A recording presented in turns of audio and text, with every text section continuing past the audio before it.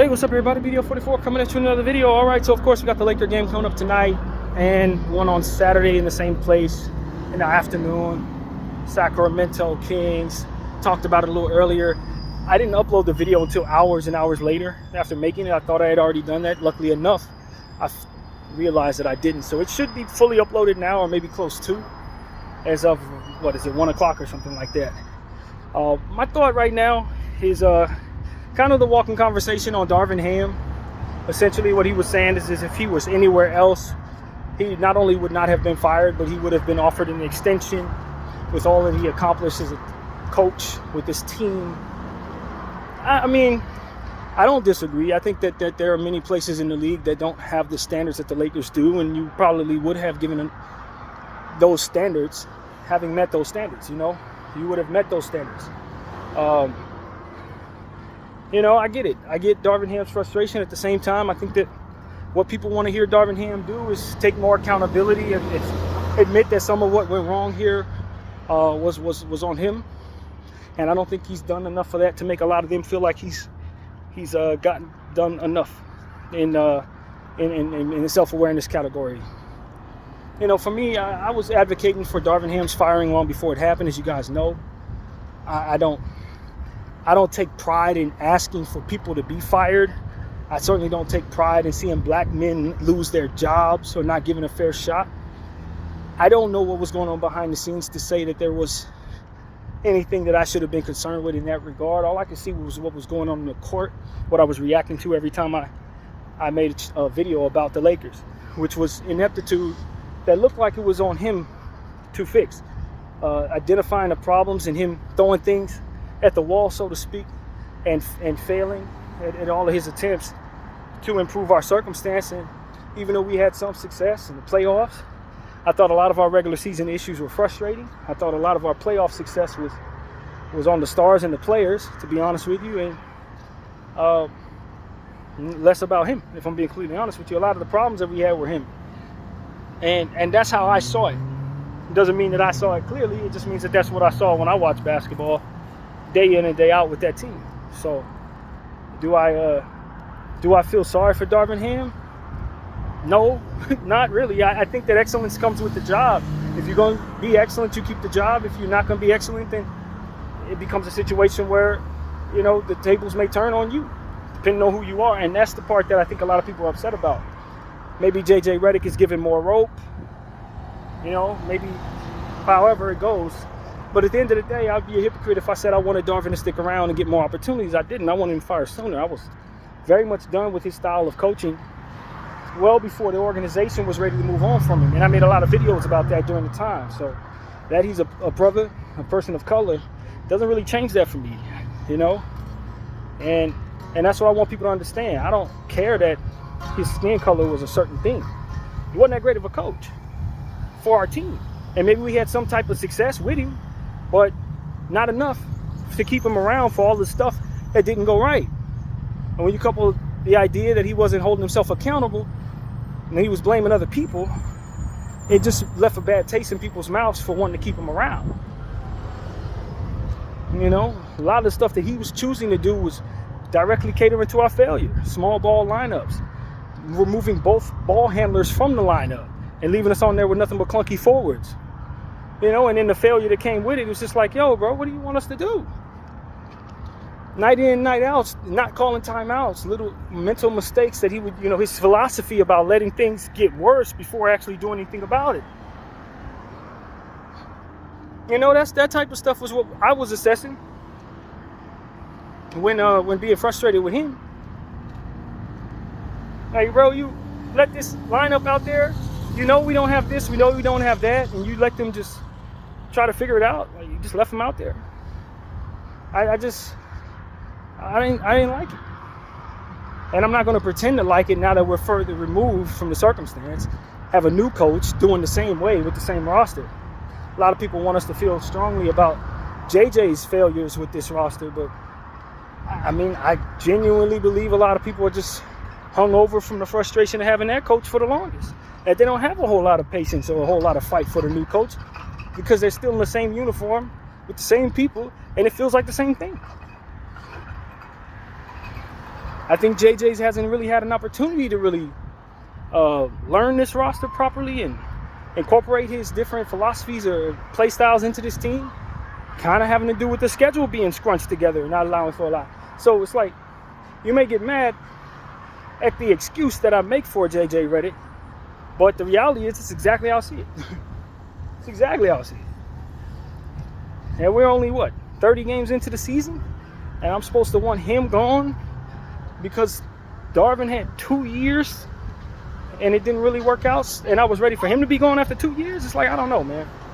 I don't know. I think people don't have a realistic way of looking at this, and I think it's because of listening to people who have narrative-based opinions fuel the fire with those narratives.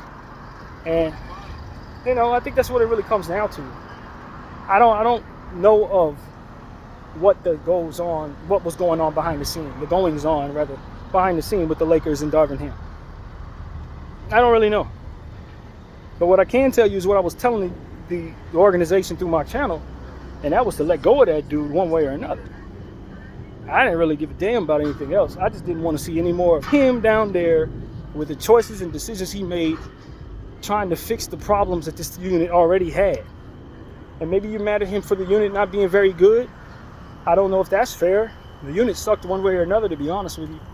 But when you have problems that we had with our unit, you got to be able to find solutions that at least make sense. And that's where I thought Darvin Ham really struggled, is providing solutions that actually address the problems. He would just mix and match and do weird things. And then you couple that with the Darvin Ham politics, and it just left people wanting him gone. Like, literally. The whole thing. The whole kit and caboodle. So as he assessed whether or not he should have been given an extension, I would argue that you hurt yourself in that way because there were things going on while we were either winning or losing that left people wanting you gone. That whole 3-point guard lineup thing that you did when Westbrook was on the team, I was done with you then. Win or lose, I didn't want to watch any more of that crap. And then the following season, we had the Taurean Prince debacle. And you sitting Max Christie all year long when he was our best point of attack defender, and you think we're going to give you an extension? You know what I'm saying? The timeout issues and all that, the lack of accountability that people say they didn't like. It's a lot, man. It was a whole lot. I don't know what you expect people to say other than, we're glad he's gone. That's all I really have to say about Darvin. I'm glad he's gone, man. I don't care that he's having success in Milwaukee as an assistant coach. That don't move me. That's where he should be. He's an assistant coach. He's not a head coach. That's what he proved as a Laker coach, that he's not a head coach. And many people say, oh, he got to the Western Conference Finals. How dare you say that? Lost to the same team over and over again, man. You never found solutions for the same problems. He kept kicking his behind, bro. A head coach going to find a solution. You can't beat me 9-10 times in a row, fam. He had no solutions for Denver. We kept losing the same game over and over again. No solutions for Sabonis. We kept losing the same game over and over again there, too. Two different inept, consistent circumstances for the same coach. You want to take credit for all our success? This is where I'm going to apply that same credit, right there. Since it's because of you that we got to the Western Conference Finals, since you want to talk about your successes, let's talk about what happened there. You feel me? That's what it really comes down to. He said everybody want to talk about how we lost to Denver over and over again, but let's talk about how we got there. You beat a hell of a ball club, a young killers or whatever he said, in Memphis and then Golden State. Yeah, that was great. Our players played well. You tell me, like, what you want me to say? Our players played well. When we won the in-season tournament, yes, our players were motivated to win $500,000. Yes, our players played well. I'm not about to give him that credit when he was out there making so many mistakes on the court. Timeout mistakes, play call mistakes, consistent rotation mistakes. Nah, bro. They won in spite of him, everybody. They won in spite of Darvin Ham, regardless of what the narrative creators who want to prop Darvin Ham up to be the great Darvin Ham or whatever they talking about, bro. I'm telling you. A lot of that is disingenuous. They didn't actually assess what Darvin did wrong because it didn't benefit them to do so based on the narratives. Okay, that's really what it is. They have a narrative, they want to follow it. Going with Darvin Ham aligns with that narrative. That's it. Darvin wasn't a great coach, they know that. Those who are selling that bullcrap to you, either they didn't pay close enough attention to the Lakers and they listen to narrative creators, or they're the narrative creators themselves. But people who actually assess the team, who are not attached to Darvin Ham and want to see their friend get opportunities whether he succeeds or not, they'll tell you Darvin had a lot to do with what was going wrong with this team last year. Whole lot to do with it. And that doesn't change just because he's a black dude. It wouldn't have changed if he was a white dude. It just is what it is. And the fact that we got to the Western Conference Finals with Bron and AD on our team, I'm not giving him credit for that.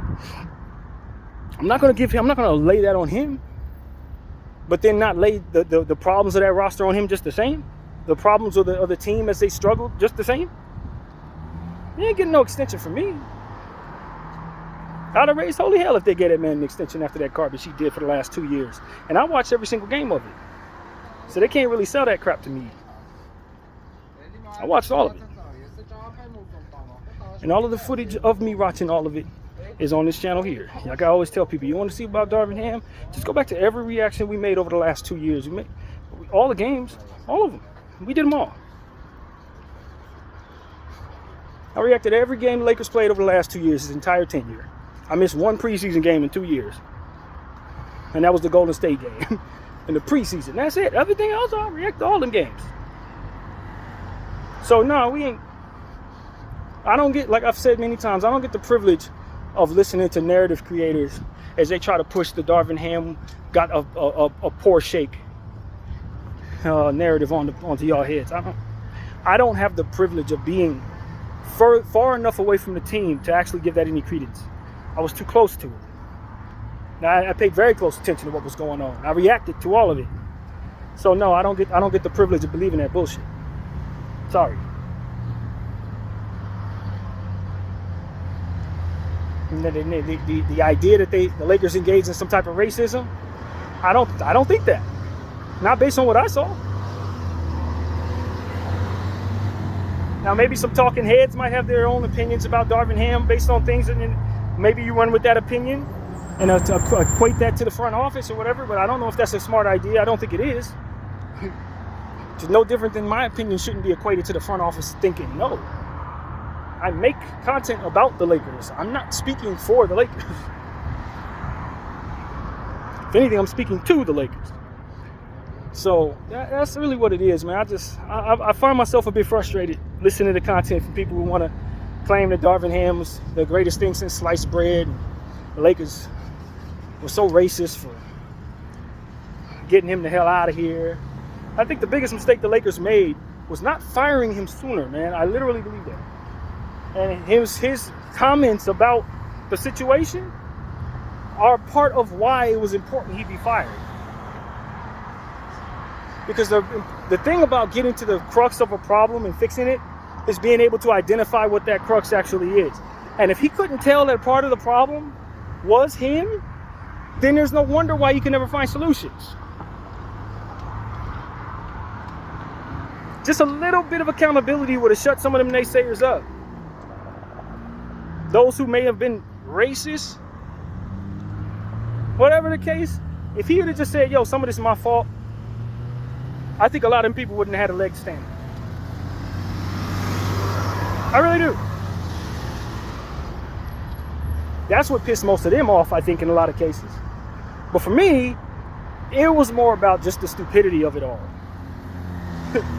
Watching leads go from 10 to 20 and not calling a timeout. Leaving small ball lineups out there to get roasted on the boards, and you look at the stat sheet and the way you lost was on the boards. You know?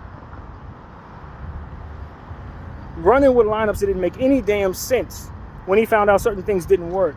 That type of stuff was why I was like, yo, he can't get out of here any faster, yo. He can't.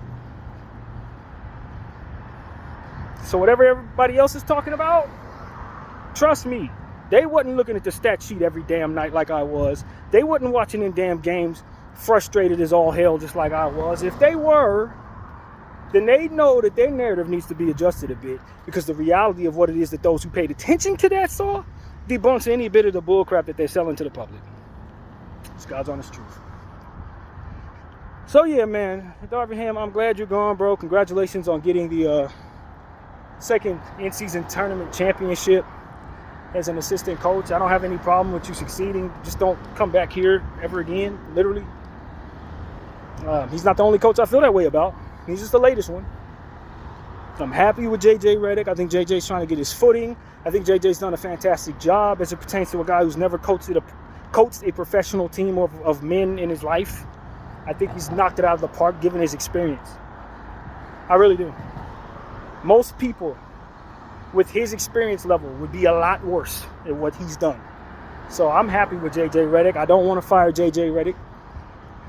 And I don't care who sees me as a bad guy because I wanted Darvin gone and don't want J.J. gone.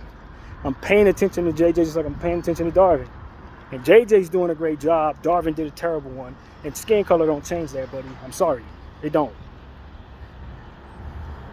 And I don't believe that saying people are racist when they're engaging in reasonable behaviors is very fruitful for the conversation in regards to being trusted to identify racism when there is and having it be listened to with a certain level of seriousness, which is important when you're in our shoes. I'm not the guy that will refuse to call something out as racist. I just don't do so when it benefits me politically or when it benefits me in regards to who I get along with. If I thought they were truly treated unfairly, I will tell you. I thought they were truly treated unfairly. But I'm not going to tell you I thought they were truly treated unfairly just because they're my homeboy. That's crying wolf, and that hurts the overall team, man. That hurts the overall race, brother. I'm just being honest. And those of you who know what I'm talking about. I ain't got to call nobody's name out, but I don't think it helps us in the long run when people act like something's racist when it's not. Just because they're not in a space where they politically can say, yo, my friend, he sucked at the job. Your friend sucked at the job, bro. Let's just be honest. Video 44. I thank you all for watching. I'm out.